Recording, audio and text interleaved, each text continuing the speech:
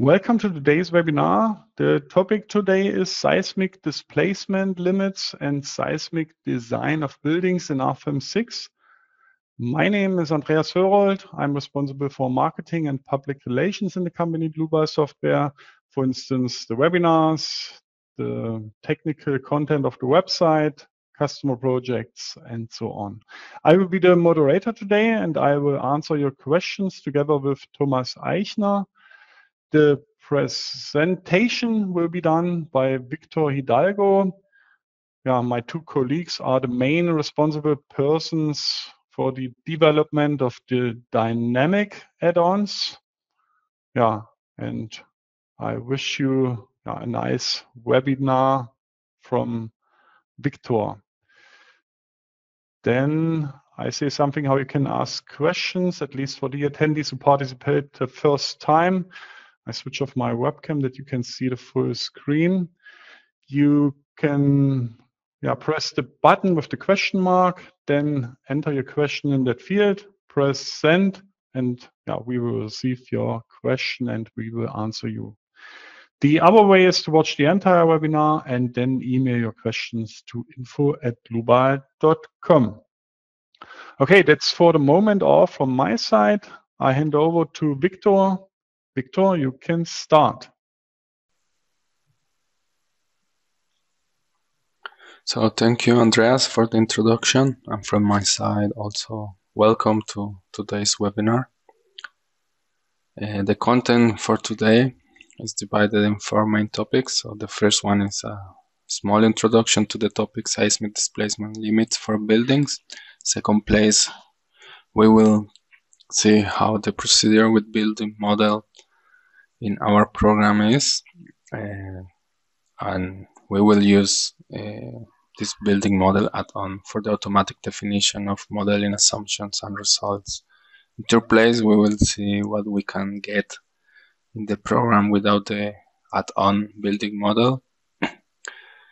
And in the last place, so a small conclusion about iteration process in RFEM and information on optimization in RFEM, so related to seismic displacement and seismic design for buildings. Okay, so let's get started with the first topic, the introduction to the topic seismic displacement limits for buildings.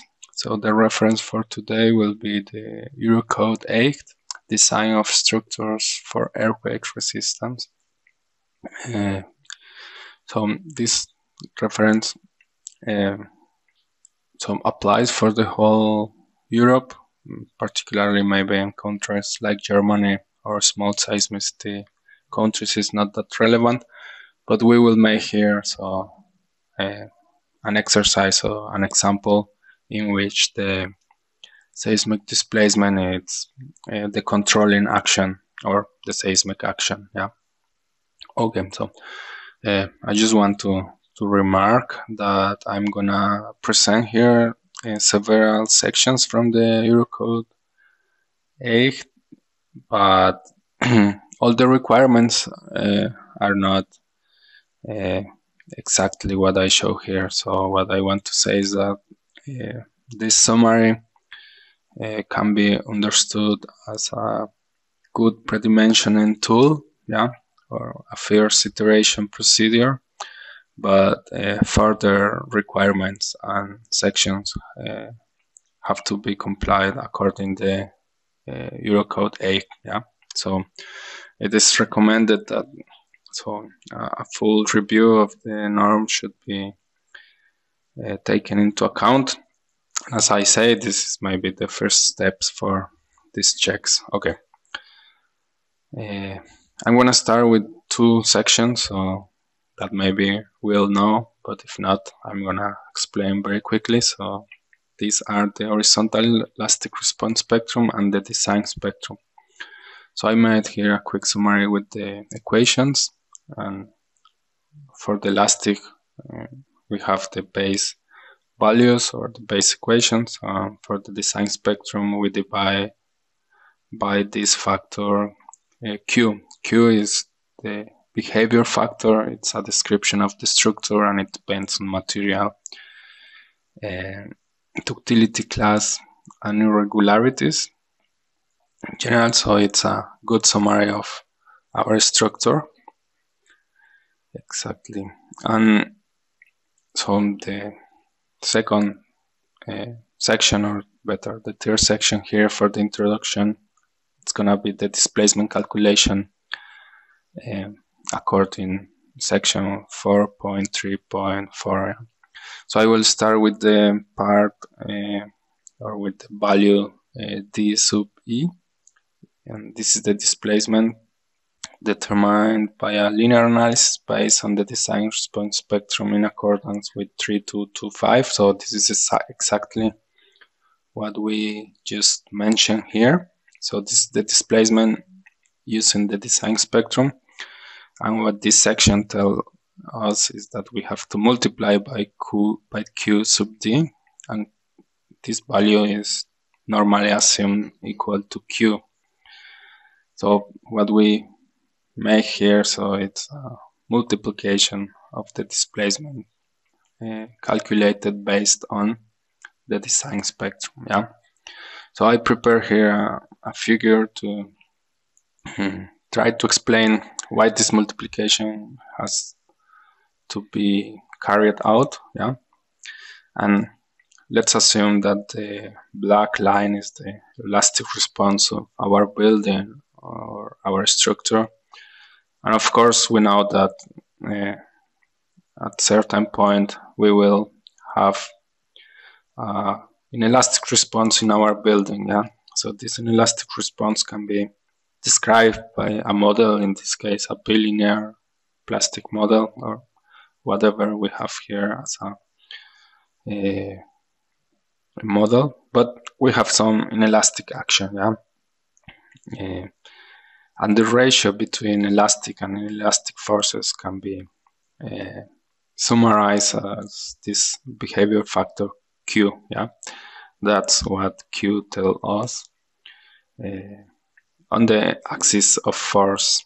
And let's see now what happens on the axis of displacement. Yeah, so at certain point we have the elastic displacement, and if we say here, where is here our inelastic displacement? So this is gonna be approximately on the same magnitude or range of values. So one can say that the elastic and the inelastic displacement are gonna be around the same values, while the forces and internal forces will have the ratio of Q. Yeah, and this Q is the summary, as I said, from the structure, but also the summary of the inelastic response and energy dissipation and all these mechanisms that take place in the inelastic response of our building. So this is a topic of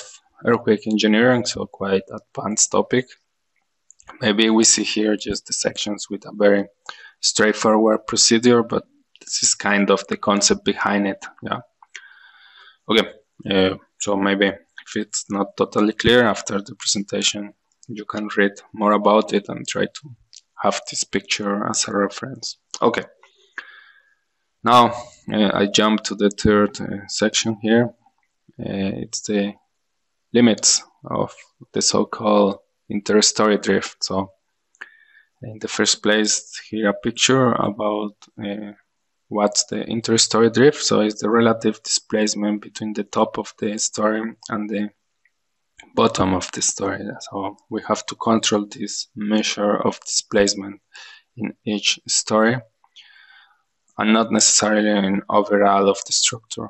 Okay, so we have three limits, and so the limits are for dimensioning and design of structural elements, but we see that the description or the classification, these three limits depends on the description of the non-structural elements. So it's very important to take into account that from the beginning, in the prefeasibility or other or early stages of design, it's quite important to define what's the description of the non-structural elements. So if we have brittle materials, so we have certain limit, and just the description of ductile non-structural elements might be so really important for the construction side, and maybe the costs of these non-structural elements according B or C might be too high, and we have to switch to approach A. Okay, just quick summary here. This factor on the left side is 0.5 for importance classes 1 and 2. So we can rewrite these limits in this way. Yeah, so that's on the limits. We have here a reference about this result in order to compare. And this is another important section, and it's the interstory drift sensitivity coefficient and P delta effects. So we will calculate this also in the program, and we check that either one of these three conditions should be taken into account or satisfied. Yeah, and once again we see here another reference to our second section 4.3.4, which means the multiplication of the displacement based on the design spectrum. So okay, let's start on the second chapter of today, so the procedure with building model.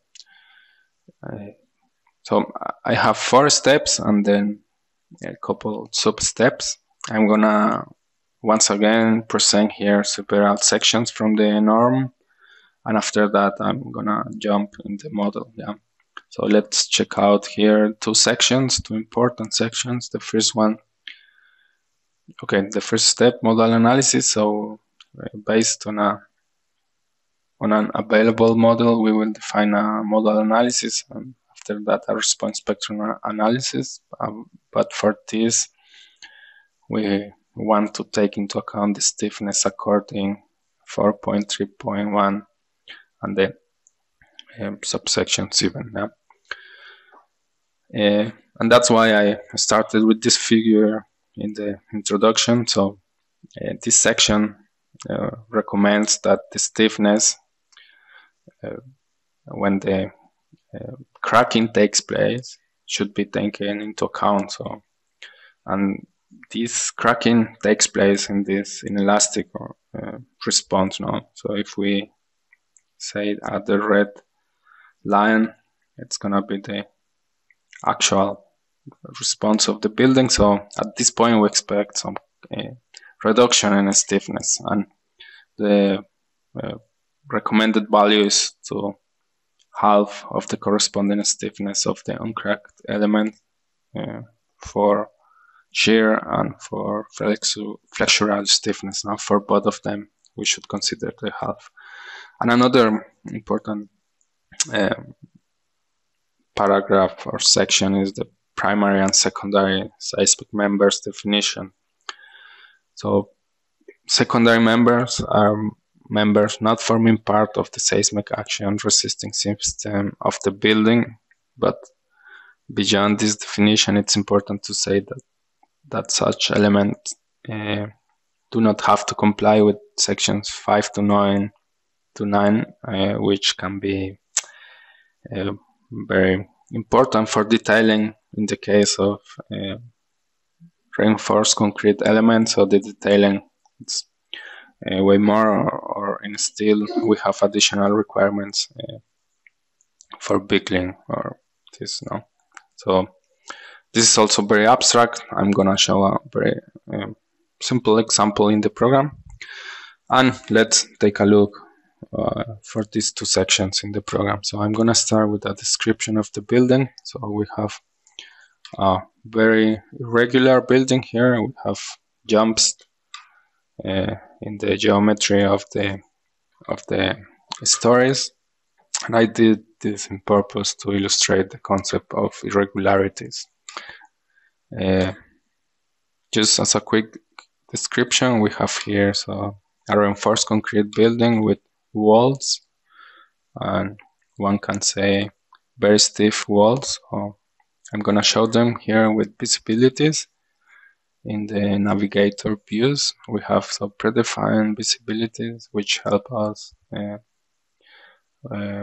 with the inspection of the model or visualization. Yeah. So we can see here 6 walls which are conceived to limit the lateral displacement of the structure. So exactly this interstory drift. Okay, I'm gonna cancel the visibility. I come back to the original view, and I'm gonna show the loads definition. So I have 2 load cases, self-weight and superimpose and live load. In this case, I have a very general definition, quite simple for today's exercise. Yeah, of course. So that's our base model. Also, just to say, the first 2 stories have a height of 4 meters, and after that we have 3.5. So this is gonna be important when activating the building model. Okay. So we have this general overview, and now we want to define our model analysis. For this, we will go to the button Edit Model Base Data, and here we can activate the desired type of analysis. In our case today, dynamic analysis. If I click on response spectrum analysis, model analysis will be automatically activated. And according to what I want to calculate, I can select others add-ons. In this case, it's just of interest, this dynamic analysis, and take into account that when we activate something here, we might need to provide a norm or a design standard for the corresponding new feature in program. So in this case, I'm gonna leave Eurocode. Okay. Now I can go to edit active load case. In this menu, I can create a new load case of type model analysis. Yeah. So I'm gonna call it model analysis 1, and this is gonna be basis 1. Okay. I'm gonna edit the settings. I erase the second, and I'm gonna make here a typical definition for model analysis to reach effective model mass factors, typical value of 90%.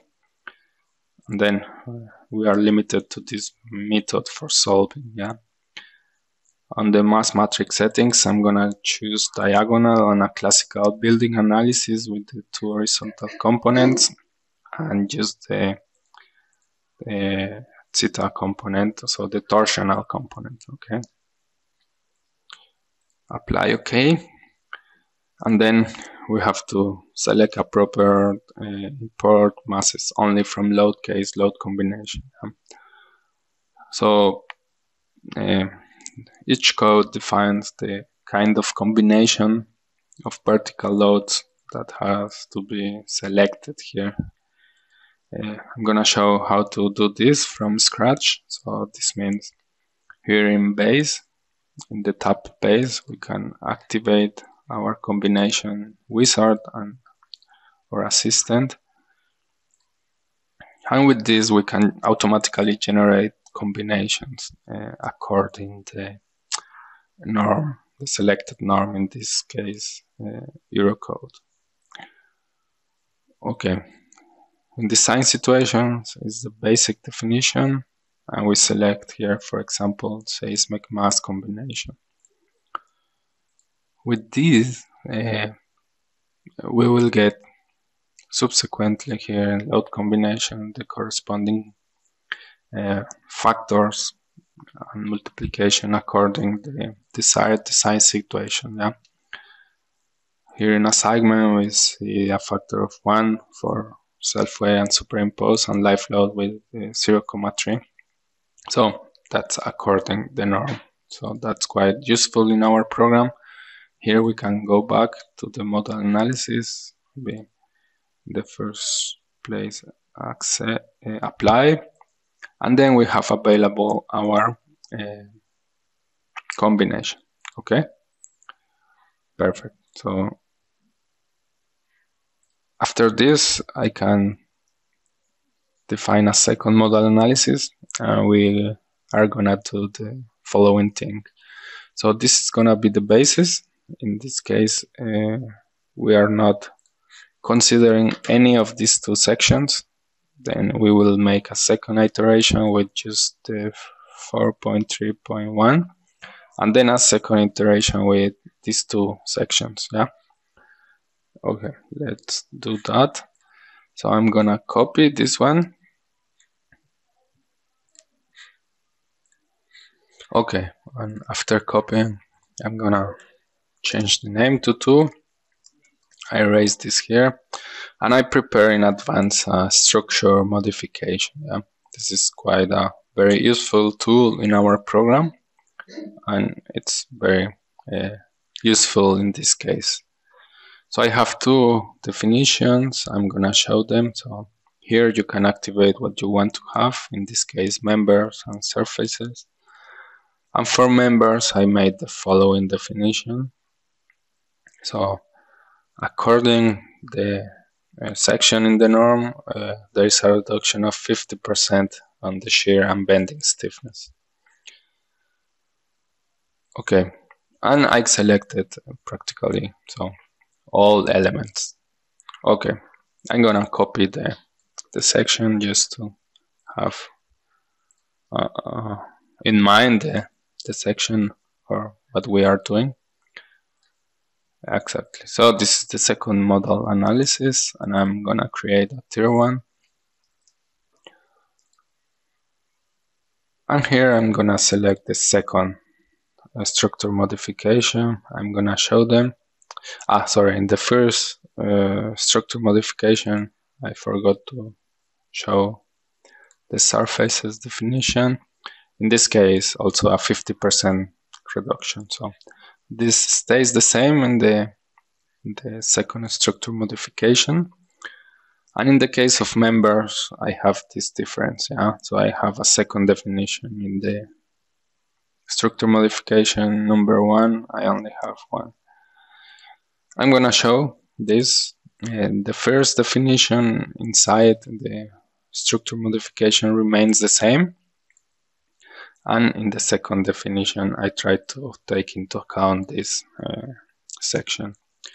And what I did here is to make a strong axis definition of stiffness in the member. So this is the bending stiffness. I'm ignoring the bending stiffness around the strong axis for certain elements.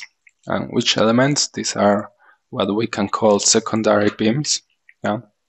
Or just vertical beams. So I'm gonna show in program what's the effect of not considering these elements that do not belong to the main earthquake resisting system, yeah, or lateral force resisting system. Okay.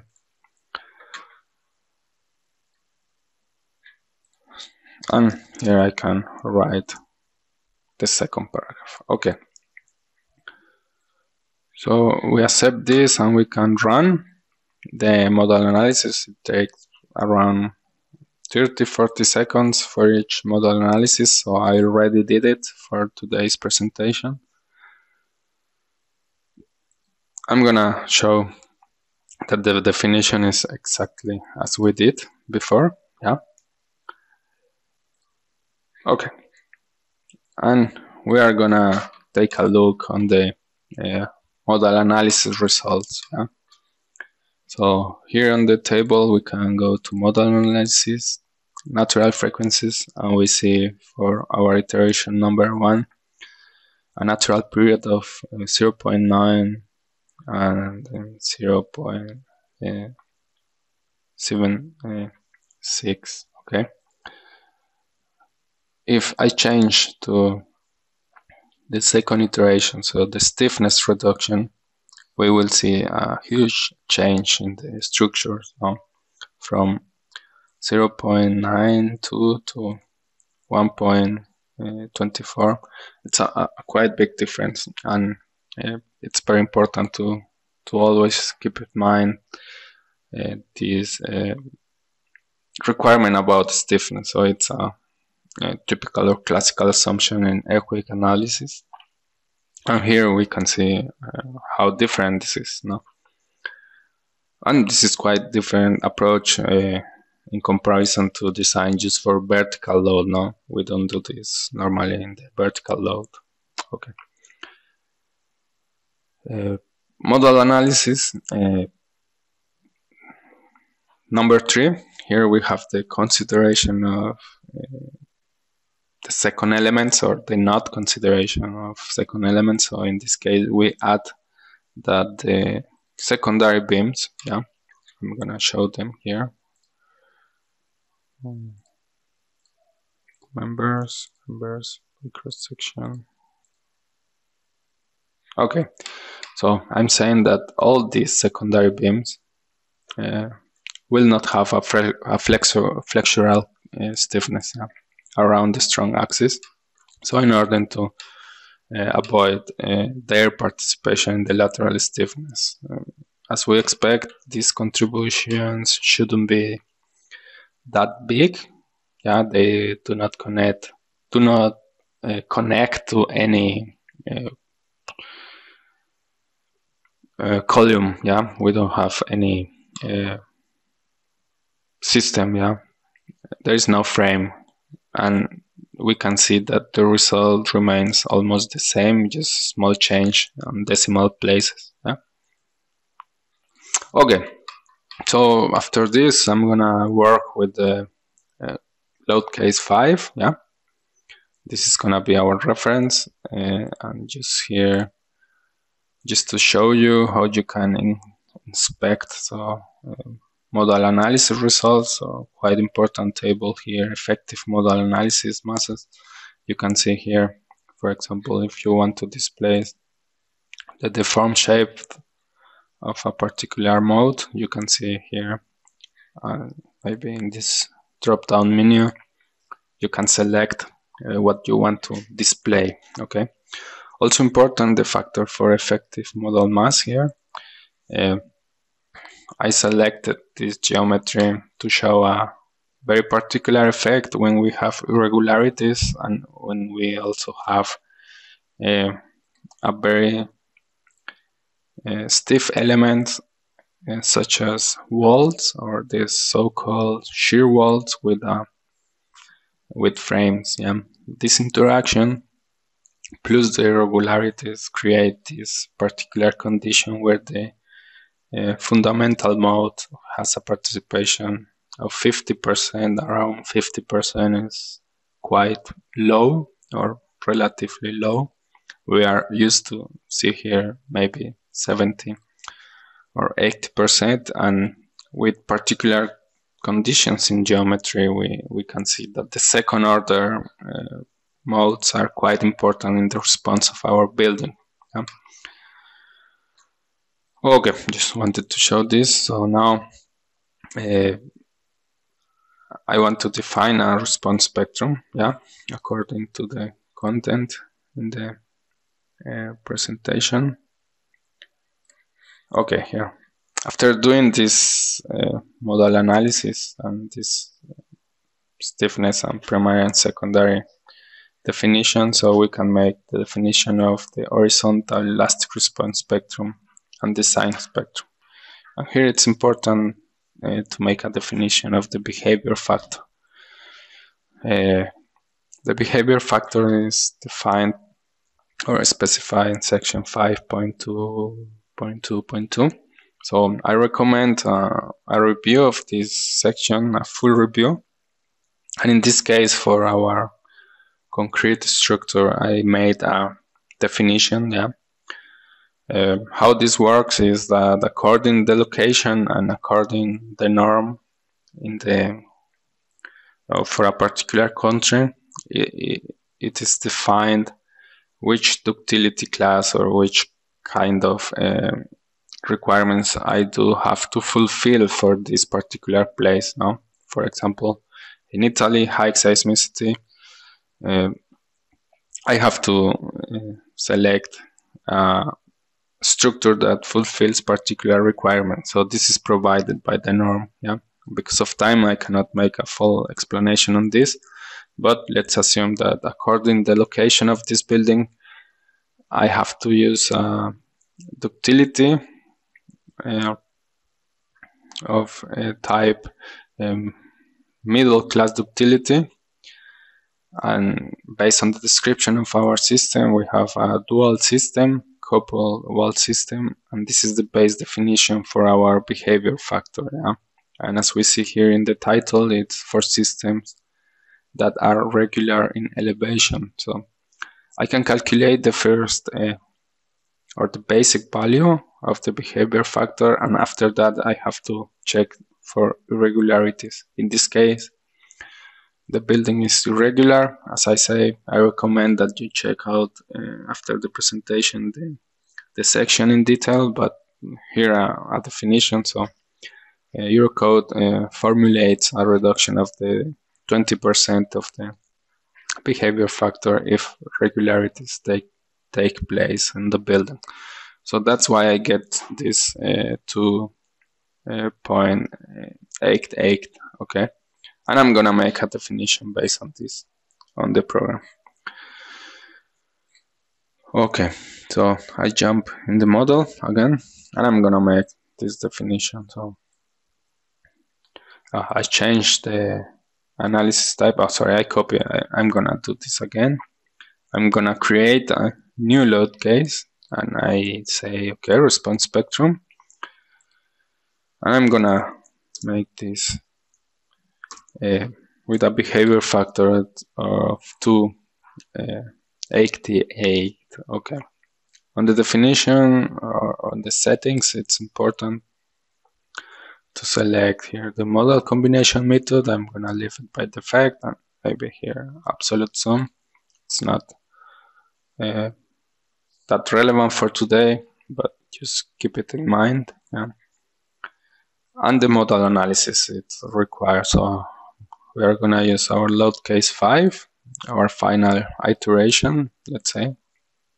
We are gonna consider accidental torsion, and the program automatically defines or identifies which measures do we have over there. Yeah. We can adjust this by going here inside and maybe select 2 points. Okay. Here, oh, sorry for this window. Okay. I continue here. Okay. So we can adjust this, yeah, here on the program, but in this case, I'm gonna leave it by default. And now I can go to response spectrum. I'm gonna activate horizontal components, and I go for the definition here inside. Well, I had it previously, but it's our 2.88, and I select this reference peak ground acceleration in order to have certain values in the interstory drift, but according site, we can define the ground tip with geotechnical analysis, and the reference peak ground acceleration, it's gonna be read from acceleration map, yeah, provided by the norm. I just say okay, and okay, I'm done with this definition. Important here also is to create a second response spectrum, and as we saw, if we use a response spectrum of type design spectrum, we have to multiply the results for displacement. So in this case, I'm gonna do this in a particular way here, but there are many ways of doing this. What I'm gonna do is that I create a second analysis, and I say, okay, if I multiply again by a behavior factor Q, then I get this. Yeah. And I'm gonna use here this scale factor definition. So if I multiply again by the behavior factor, I'm gonna get the correct results for displacement. Okay. Okay, I accept this, and now I can run my response spectrum analysis. I'm gonna jump into the presentation once again, and okay. Now we can make the activation of the building model add-on. Before running our response spectrum analysis, I'm gonna make the building stories definition and the floor diaphragms modeling according this section 4.3.1, and I want to show the influence in the model analysis of this. This floor diaphragm modeling makes reference to a very famous assumption in seismic design or seismic analysis, and it's the so-called rigid diaphragms. I want to say that it is not a better or a worse definition. It's difficult to make a general rule. Either we have to use this in our case or not. There is a condition here, physical condition or a clear rule where this assumption can be implemented in the model, but as a general, this is a very engineering concept and interpretation, whether we are allowed to use this or whether we should use it. Yeah. I make just reference, but as I say, if you are in a case in which you might want to implement this, my recommendation is to run a couple iterations, as I'm gonna do right now, and try to have a feeling about the results and try to make an interpretation whether it is appropriate to consider this or not, or what are the effects of this. Beyond, it's difficult to do it, so let's do it. It's always advised to take care with all these assumptions. Each building is particular, and it's not possible to formulate a general rule. Okay. Okay, and also here in the activation of the building model add-on, we can define walls. Okay, I'm gonna activate this. Once again, here, edit model based data. And okay, there was already a definition. Okay, so building model. When I activate this, I get here in building model this object or this folder, and I can edit the definition. Yeah. So I had here a predefinition with the two different stories with for, but I'm gonna erase this in order to display how it works. So in this case, I erase the building model, yeah, and I'm gonna create, or I'm gonna generate building stories, so from scratch, yeah. Then I go to edit, and the program automatically recognized the different floors, yeah, or the planes of the horizontal element. So with this automatic definition, we can save time in the definition of the stories. And it's quite useful to have this menu definition. Now we can make here so adjustments or global adjustments. In this case, I'm gonna leave this as it is, or floor diaphragms. I'm gonna consider now assumption in the stiffness, so I'm gonna leave original stiffness, and I have a second model with the rigid diaphragm, and we can see a basic difference between these two approaches. Okay, so I'm gonna leave there, and I'm gonna run this response spectrum analysis. It takes not that much time, since the modal analysis it's already available.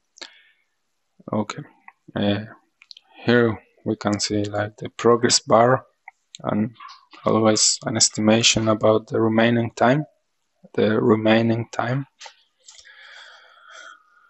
Okay, so here,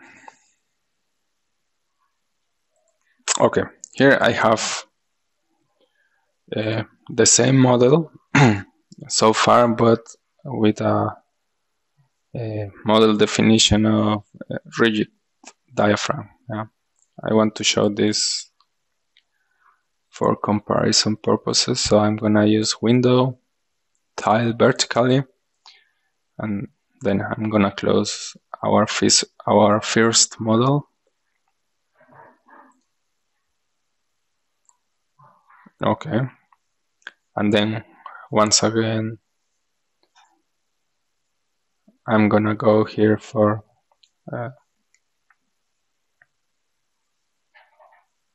okay, just takes some time. Window, okay, tile vertically.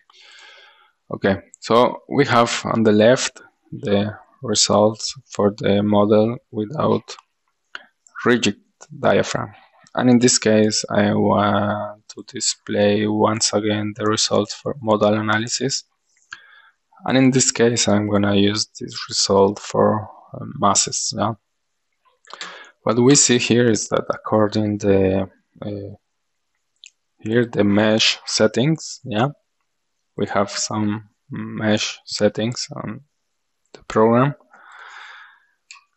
and with this basic definition we have a mass definition on each point of this mesh. Yeah, so this is quite complex mass matrix definition, and if we activate the option of rigid diaphragm, I'm gonna show here, we get a very quite simplified description of the mass matrix. Yeah.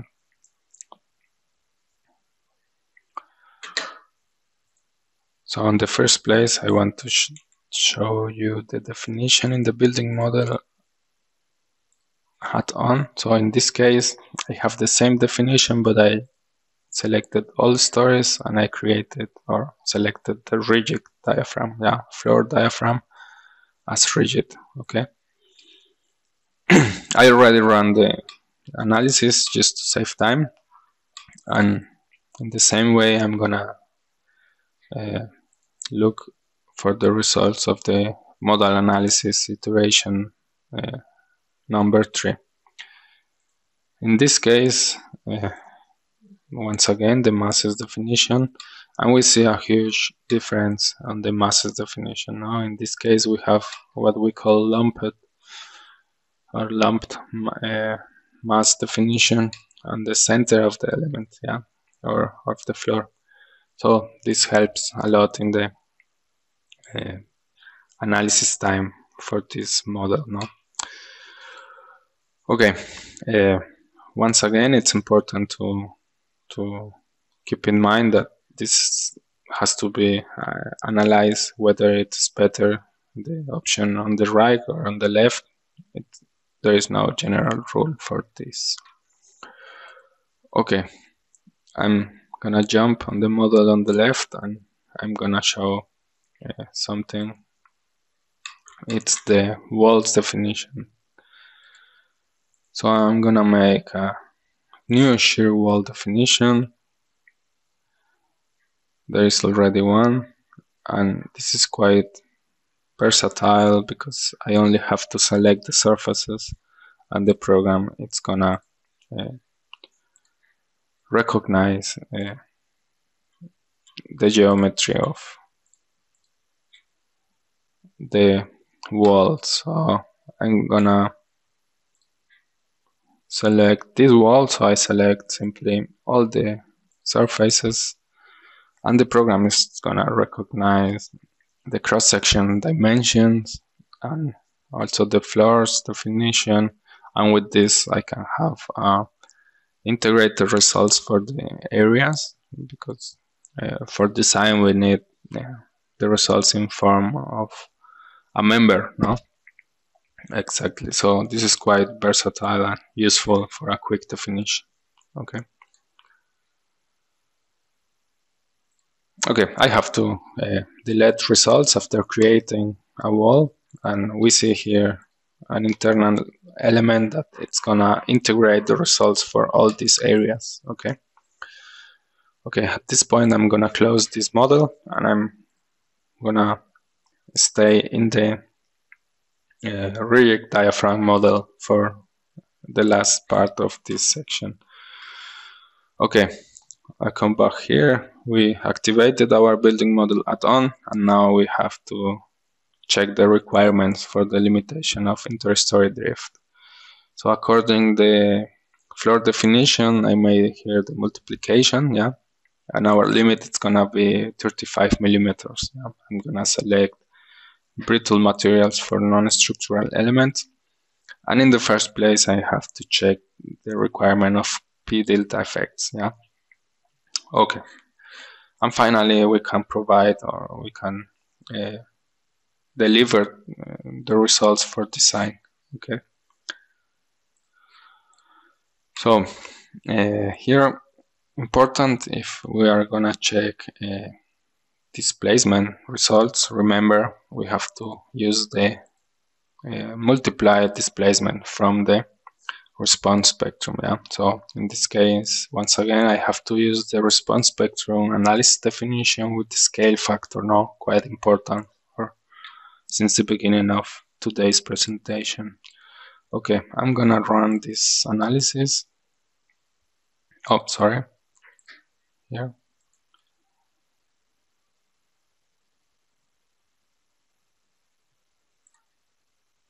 So, okay, it's already there, the analysis, and in this case, with the spectral analysis and the building model, we have a additional table of results, and this is what we are gonna inspect right now. Yeah.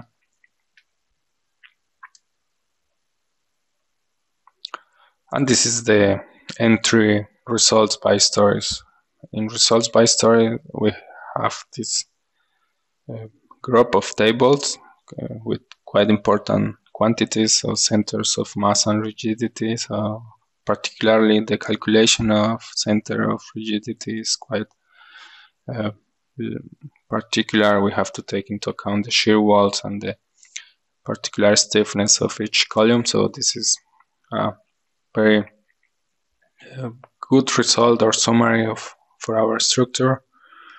In story actions, we have the summary of story forces, its delta, and the location of resultant story forces. So for checks of stiffness irregularity, if it's required, this table provides the base information for it. So quite useful also. And here we come to the important topic for today, interstory drifts. But as we saw in the presentation, we have to check in the first place the sensitivity coefficient. So here I'm gonna check that in which case we are. So all results are smaller than 0.1. So this means we do not have to consider the limit or the P delta effects. We do not have to consider, not to be taken into account. Okay. And now, so the 35 millimeter limit. Yeah, this limit can we check in the interstory drift table, and here the program is showing the 2.88. So please take into account or keep in mind always multiplied values. Yeah, so we go for the load case 7, And in this case, we are gonna get our final result for the displacement check. In this case, we see that in the floor or in the story number 7, we have a value of 34 millimeters, and we are quite on the limit. Yeah? So I made several iterations to, in the cheapest way or with the smaller sections, achieve this value. Yeah. So, and of course, this is the objective of the design now, the most economical way to fulfill the requirement now. Okay, so we can say that this part it's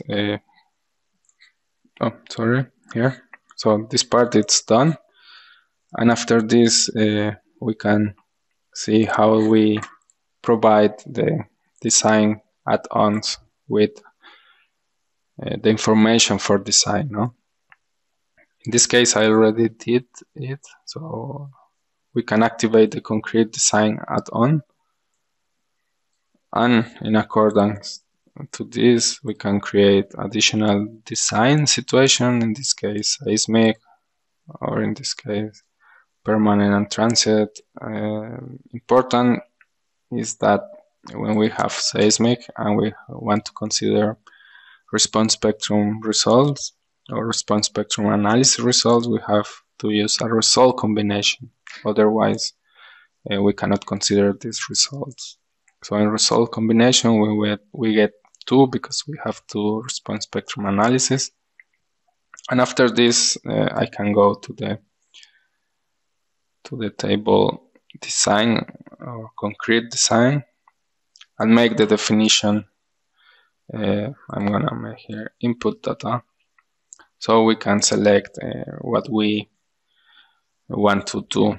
Here, very important, just we have separate webinars for this, but here I just want to mention that in concrete design and on settings, you select the seismic configuration. This is not by default available, okay? And as I said, you can make a complete definition here, yeah? Okay, in this case, I can check the results in general. So in this case, there are some seismicity checks that are not considered, that are not fulfilled, and I just want to say there that in the input data and design situations, I selected the result combination 1 and 2, but the second is considering the multiplied response spectrum. So in this case, I made this on purpose because this cannot be used for design now. In this case, the definition should be like this. We have to ignore this. This is just for displacement. Yeah? And this is the reason why we have some design ratios that are bigger than 1. Okay, very quickly, I'm gonna show now what we can do here in the next chapter, and this is quite summarized. So procedure without building model add-on. So we can do very few things without the building model add-on. So the first part we can do, and basically all the features that we saw here, we cannot do it. Yeah. This means that we have to do a very manual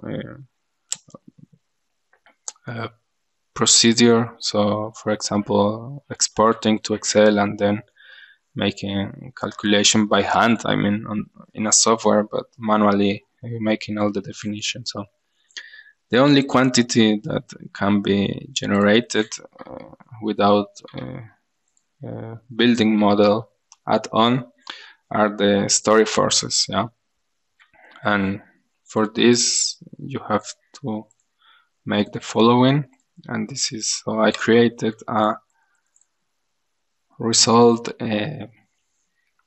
beam.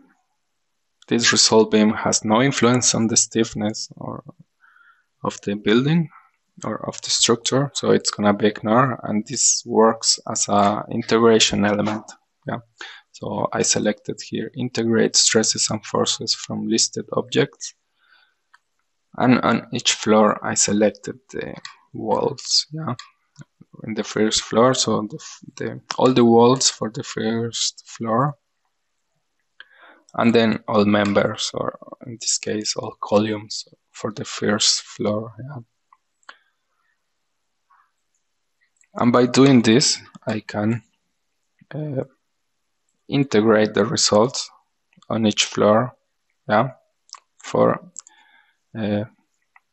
each result member. Okay, I'm gonna isolate this just to have a clearer view. And what we see is that, for example, here in the first floor, we can recreate the 1602. We see here that it's the same value now. This is bottom, and then top is the 1505. Okay, it is the same result. So if I change here internal forces direction and the other direction, I get exactly the same values. So as I say, this is the only result that we can reproduce. So just as a summary here, all these other values we cannot automatically get results from RFEM. So we have either export to table and make a manual definition of it. Okay, so that's why the building model add-on is quite useful. Okay, and well, design can we do as I previously showed. Okay, just here the final remark.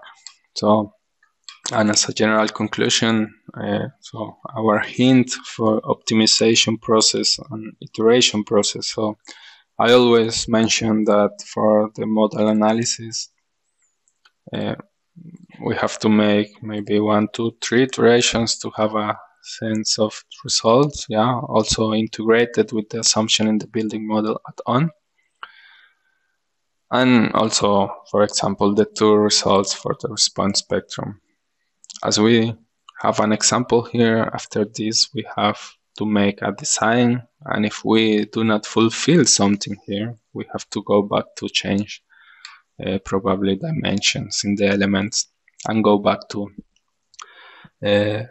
carry out the whole design again. No, if I make a change in the dimension of this column, then I have to go back and run again the model analysis and the response spectrum analysis and perform once again the design. So for this iteration process, very intrinsic from seismic design and seismic analysis, a given condition, this iterative process, so our program offers a very versatile and very useful approach with our design add-ons. No? So our philosophy, all in one, you can apply by activating and selecting what you need. In this case, we made use of 4 add-ons, and you don't need an additional application for this. No, that's why RFEM. So it's very useful for this. Okay, that's the final conclusion on this topic. Drift limits or interstory drift limits. So in this case, I give back to Andreas, and so thank you for your attention. So Andreas, you can take the presentation or retake the presentation.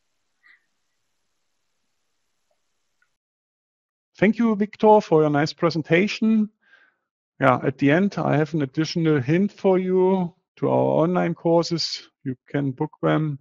For example, the RFEM 6 course. That's a course for beginners. Then the Eurocode 2 course for the reinforced concrete design with RFEM 6. Then the Eurocode 3 course for the steel design. The Eurocode 5 course for the timber design, and the Eurocode 8 course for the earthquake design. For more information and prices, just scan the QR codes or click at the buttons on the bottom. Okay, yeah. Only a further hint. Yeah, that's a hint from my side. You can get such a course for free. Just send us a customer project, and when we publish this customer project as a gift, you will get such a course. That course that is valuable for you. Now just write an email to info@dlubal.com. Then I will write you what files I need. It's not so many work for you, I promise. Then a hint to our free online services. You can join the Dlubal community. Then you can use the GeoZone tool. Some clicks are for free. Then you can get cross-section properties on our website. You can download 3D models. And if you want to know more about our free online services, just scan the QR code or press that link here. If you don't use RFEM 6 or RStab 9, you can download a trial version, and it's valid for 90 days with all add-ons. More information can you find on our website, dlubal.com. For example, the knowledge base articles. You can ask the Mia AI assistant all the day and all the night, 24/7. Just ask her and she will answer you. She knows all the content from our website, such as the knowledge base articles, FAQs, and so on. That should be also all from my side. I thank you for your attention. Thanks to Victor for the presentation. Thanks to Thomas for the help by answering the questions. I wish you all a nice rest of the day. Bye-bye.